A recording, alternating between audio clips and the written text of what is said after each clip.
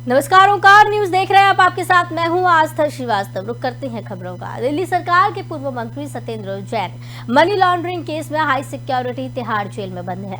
तिहाड़ में बंद सत्येंद्र जैन की सेल में जेल अधीक्षक ने 2 कैदियों को शिफ्ट किया था। उसके बाद से अधिकारियों को आपको बता दें कि नोटिस जारी कर दिया गया है। कारण बताओ नोटिस जारी किया गया है।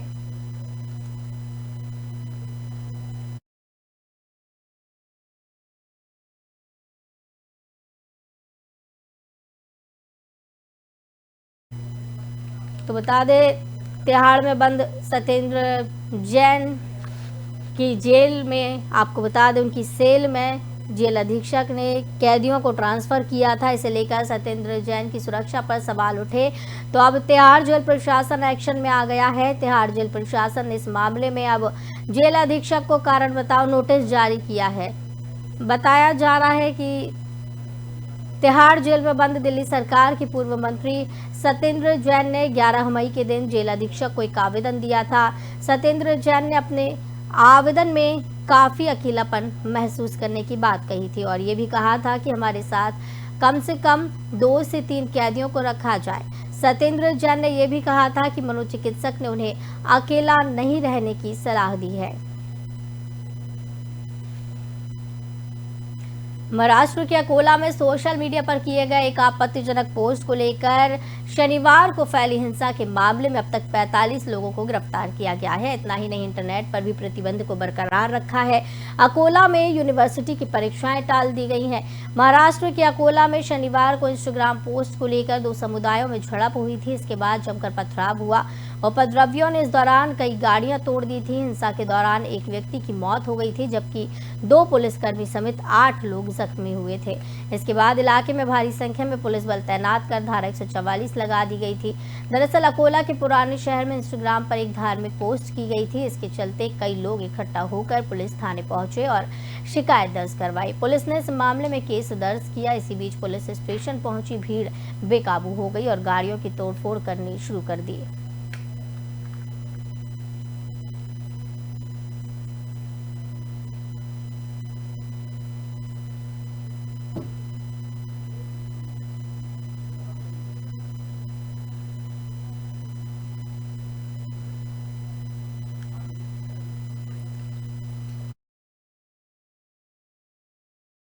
तो बता दें कि आगर विधानसभा की मतदाता सूची में 3,337 मतदाता मान्य पाए गए। इसमें किसी की मृत्यु हो गई, कोई पलायन कर गए और किसी का नाम 2 जगह है। तो कई फर्जी मतदाता होने की भी आशंका यहां पर जताई जा रही है।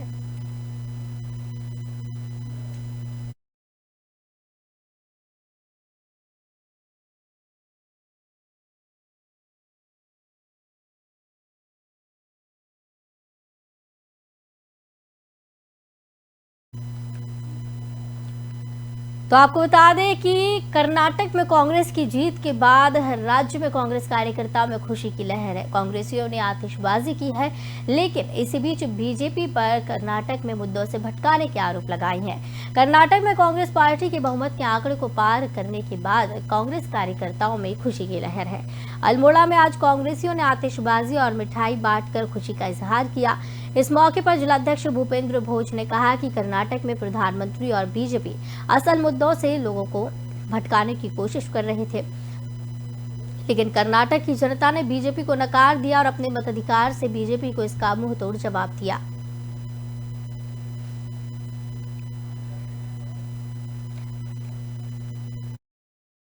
कर्नाटक के आज के जो है विधानसभा चुनाव का रिजल्ट आया है और उसमें जिस तरह कांग्रेस पार्टी ने पूर्ण बहुमत के साथ आज कांग्रेस पार्टी की बात सरकार बनने जा रही है, उसी को लेकर आज जिला कांग्रेस कमेटी और नगर कांग्रेस कमेटी के तत्वाधान में यहाँ पर मिष्ठान वितरण व आतिशबाजी का कार्यक्रम किया गया और जिससे कि आज कार्यकर्ताओं में एक बहुत ही हर्ष और खुशी का लहर है। और जिस तरह से मोदी जो हमारे देश के प्रधानमंत्री है, उनका ना वहाँ पे कर्नाटक में ना उनका मुखड़ा चल पाया, ना उनका वहाँ पे दुखड़ा चल पाया।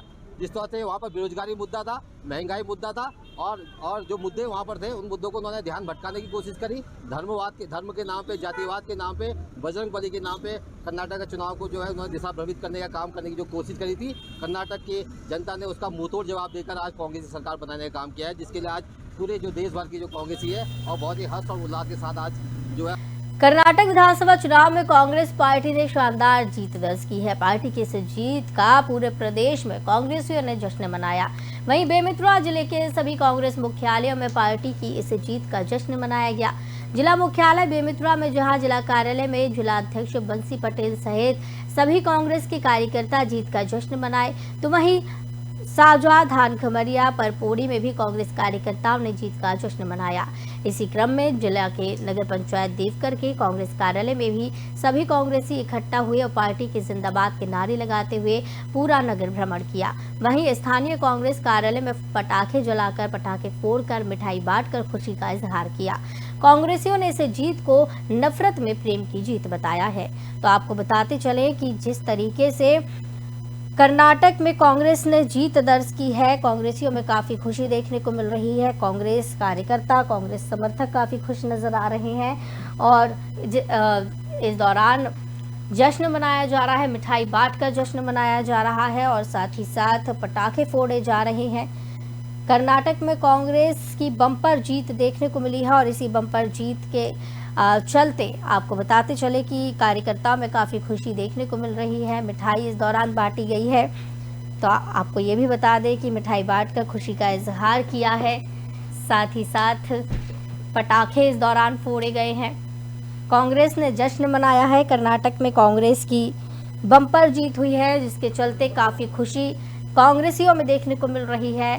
मिठाई बांटकर खुशी का इजहार किया गया है। हालांकि अभी तक सवाल यही बना हुआ है कि कर्नाटक में सीएम कौन होगा, वो भी जल्द फैसला हो जाएगा। लेकिन जिस तरीके से इस जीत का जश्न मनाया जा रहा है, कर्नाटक के साथ साथ और भी कई राज्य, चाहे वो दिल्ली हो, आपको बता दें उत्तराखंड हो, उत्तर प्रदेश हो, मध्य प्रदेश हो, तमाम राज्यों में इस दौरान खुशी का इजहार किया जा रहा है।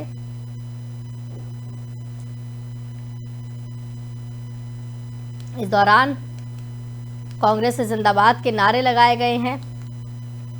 स्थानीय कांग्रेस का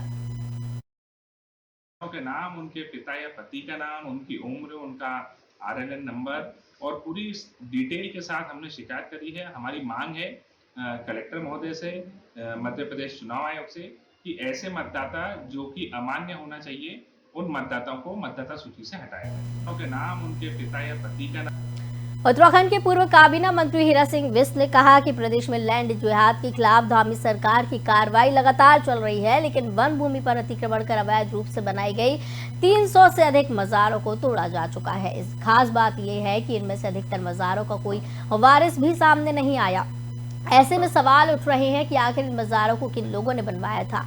पूर्व काबीना मंत्री हीरा सिंह बिष्ट ने कहा कि उत्तराखंड में सड़क से लेकर जंगल तक और शहर से लेकर गांव तक बीते कुछ साल में तेजी से वन भूमि पर मज़ारें बना दी गई। इन पर अब बुलडोजर चलाया जा रहा है। खास बात यह है कि इन मज़ारों के नीचे कोई अवशेष भी नहीं मिल रही हैं और ना ही कोई व्यक्ति इन पर दावे के लिए आगे आ रहा है। बीजेपी पहले से ही मज़ारों को लेकर लैंड जिहाद की आशंका जताती रही है। अब जब विशेष अभियान के तौर पर कार्रवाई शुरू हुई तो खुफिया एजेंसियां भी सजग हो गई हैं। अधिकतर मज़ारों को तोड़े जाने का कहीं कोई विरोध भी नहीं हो रहा है। बहुत से लोग इन्हें मुस्लिम समाज से जोड़कर देखते हैं, जबकि कुछ मज़ारों के संचालन करते हिंदू समाज के लोग भी पाए गए हैं। तो बता दें कि हीरा सिंह बिष्ट ने सरकार की भी तारीफ की है और साथ ही साथ कहा है कि लैंड जिहाद के लिए अभियान चलाए जा रहे हैं। इसका जिक्र किया है, उन्होंने सरकार की तारीफ की है।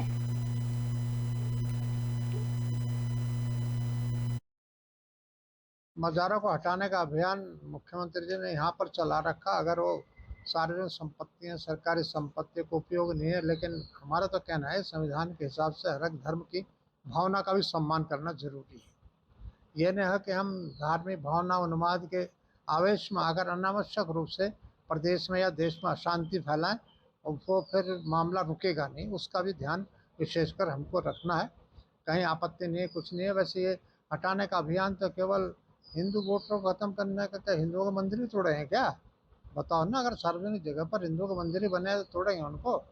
तो इसलिए उस बात का सम्मान करना चाहिए। ये कोई अभियान नहीं है। अनावश्यक रूप से ज़मीन घेर रखी, सरकारी ज़मीन घेर रखी, वो बात अलग है। उस पर आप स्कूल बनाइए, अस्पताल बनाइए, लेकिन हो नहीं रहा, वो नहीं हो रहा। आप केवल तो हटाने के नाम पर अपना श्रेय लेना चाह रहे कि हमने इतनी मज़ारें तोड़ दी, इतने मस्जिद तोड़ दी। ये करते इससे देश नहीं चलेगा। मज़ारों को हटाने का तो कांग्रेस के प्रदेश अध्यक्ष करण माहरा ने इन्वेस्टर समिट को लेकर प्रदेश सरकार पर निशाना साधा है। उन्होंने कहा कि मैकेंजी ग्रुप की कंपनी ब्लैक लिस्टेड हुई है। हाल ही में उस पर ईडी ने भी छापा मारा। मुख्यमंत्री यहां पर ऐसे ग्रुप को लाए हैं। उन्होंने कहा कि जब IAS PCS हमारे पास है, जो वेल एजुकेटेड हैं, जिनकी विशेष ट्रेनिंग हुई है, उनको अगर टास्क दिया जाए आप काम करिए तो वो करेंगे। प्रदेश अध्यक्ष ने ये भी कहा कि कभी आप की स्पेशलिस्ट रखना चाहते हैं, कभी आप स्पेशलिस्ट रखना चाहते हैं, कभी आप विशेषज्ञ रखना चाहते हैं, कभी आप मैकेंजी को अंदर लाना चाहते हैं। सरकार उनको बिना बात के 100 करोड़ रुपए दे रही है। 4 महीने बीतने के बाद भी एक पेपर का दस्तावेज अभी तक नहीं आया जो उन्होंने बनाकर दिया है। इसके अलावा 70 से 80 लाख रुपए तनख्वाह उत्तराखंड सरकार अपने अधिकारियों और कर्मचारियों को देती है। वहीं उन्होंने कहा कि ये सब घोटाले हैं। आने वाले समय में जब नई सरकारें आएंगी तब इन्हें खोलेंगी। तो आपको बताते चले कि सरकार पर कांग्रेस ने निशाना साधा है। कांग्रेस प्रदेश अध्यक्ष करण माहरा ने निशाना साधते हुए कहा कि ब्लैक लिस्टेड कंपनी को CM लेकर आ रहे हैं। कभी इन्हें विशेषज्ञ चाहिए होते हैं तो अब ब्लैक लिस्टेड कंपनी को लेकर आए हैं। मैकेंजी ग्रुप की कंपनी ब्लैक लिस्टेड हुई है। हाल ही में उस पर ईडी ने छापा मारा है। मुख्यमंत्री यहां पर ऐसे ग्रुप को लेकर आए हैं जो कि ब्लैक लिस्टेड है। उन्होंने कहा कि जब IAS PCS जैसी वेल एजुकेटेड हमारे पास चीजें हैं, हमारे पास लोग हैं, तो ब्लैक लिस्टेड कंपनी को क्यों लाया गया है? विशेष ट्रेनिंग हुई है हमारे IAS PCS जैसे लोगों की।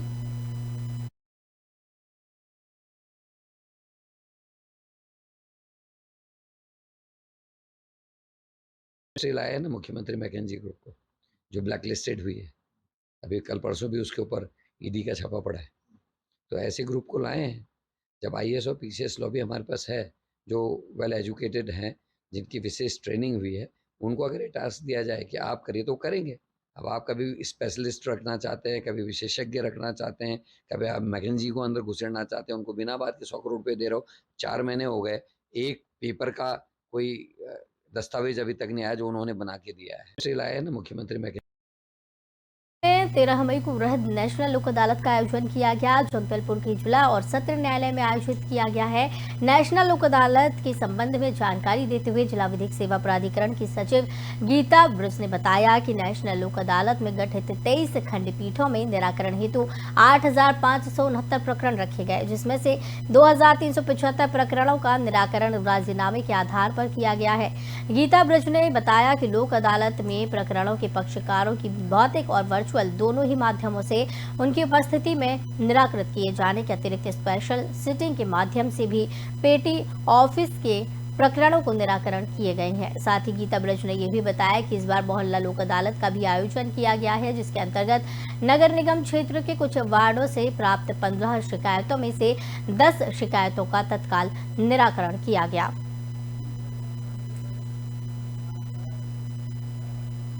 तो आपको बता दें, नेशनल लोक अदालत का आयोजन किया गया। 15 में से 10 शिकायतों का मौके पर ही निस्तारण किया गया है। 2,375 मामलों का राजीनामा किया गया है।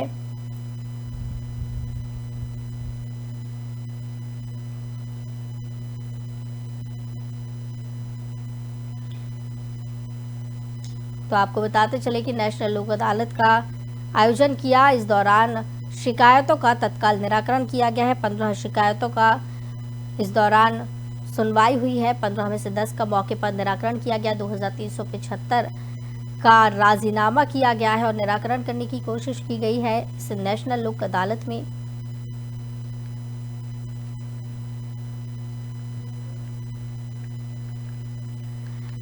तो आपको बता दें यातायात पुलिस धमतरी के द्वारा आज जीवन अनमोल है नामक अभियान चलाया गया। इस अभियान के तहत यातायात नियमों को तोड़ने वालों के खिलाफ चालान कार्रवाई नहीं की गई। उन्हें यातायात पुलिस के द्वारा प्रेम पूर्वक समझाइश दी गई।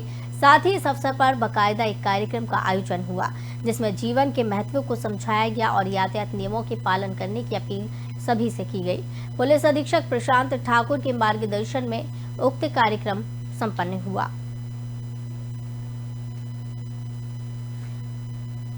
तो नियम तोड़ने वालों को समझाइश दी गई है। पुलिस ने जीवन अनमोल है अभियान चलाया, लोगों को जीवन का महत्व समझाया। नियम तोड़ने वालों को समझाइश दी गई।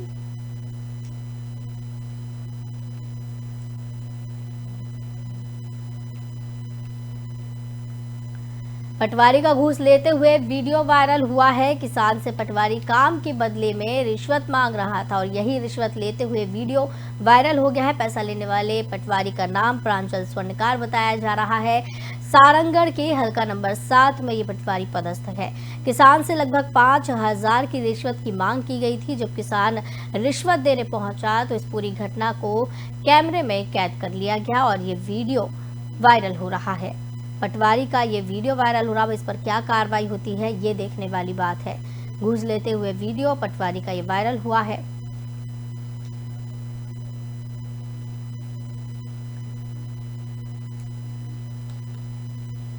तो आपको बताते चले कि पटवारी का घूस लेते हुए वीडियो वायरल हुआ है। सारंगढ़ में पदस्थ है। हल्का नंबर 7 में ये पटवारी यहाँ पे किसान से रिश्वत के रूप में पैसे मांगे गए थे। काम करवाने के बदले में 5,000 रुपए की मांग की गई थी। इसी दौरान जब किसान पैसे देने के लिए पटवारी के पास पहुंचा तो ये वीडियो बना ली गई और ये वीडियो सोशल मीडिया पर वायरल हो गया।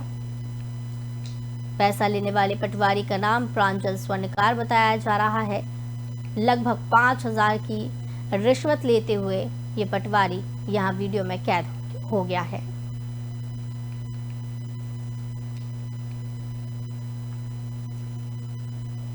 तो मौसम विभाग ने चेतावनी जारी कर दी है। उत्तराखंड के पहाड़ी जिलों में 17 मई तक बारिश होगी। मौसम विभाग ने 17 मई तक चमोली, उत्तरकाशी, बागेश्वर, रुद्रप्रयाग और पिथौरागढ़ समेत अन्य जिलों में बारिश की संभावना जताई है और येलो अलर्ट जारी कर दिया है।